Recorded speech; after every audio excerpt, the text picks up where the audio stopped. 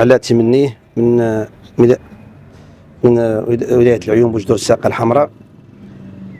جينا هون في المعرض ديال الصناعة التقليدية اللي نظمت وزارة الصناعة التقليدية مشتركة مع غرفة الصناعة التقليدية ديال الرباط سالة. وجينا هون جبنا منتوج اللي هو منتوج كامل.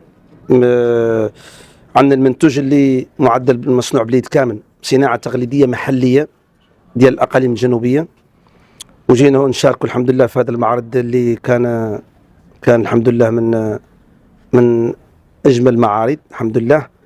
وجبنا جميع كاع اللي نقدو أزين شي عندنا جبناه. أهم المنتوجات اللي هي الصناعة التقليدية اللي هي الحلي ومن الفضة الخالصة، وكله معدل بصناعة اليدوية، كل شيء معدل عندنا باليد ديالنا الحمد لله، اللي مشاركين فيه عدة صناع تقليديين اللي يخدموه باليد، ما فيه لا من الفضة الخالصة. والحمد لله راه المنتوج كل شيء المنتوج كامل راكم شايفين الحمد لله. ونشاركوا ولية من اي مكان؟ من اي المكان الحمد لله. لا بعض المرات كتجينا الفضة الخالصة كتجي نشروها ونعودوا نصنعوا منها المسائل اللي هي محلية ومسائل ديال الكادوات اللي كيعطوا.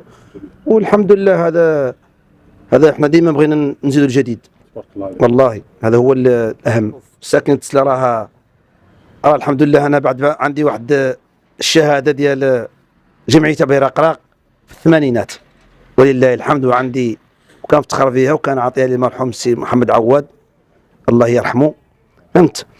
وسلا ما يقدر حد يتكلم فيها الا بشي زين، لان سلام من الصناع التقليديين الكبار ومن الناس حفاظ القران الكريم، الناس اللي معروفين، فهمت. وما يقدر حد يقول فيهم غير شي حاجه زينه.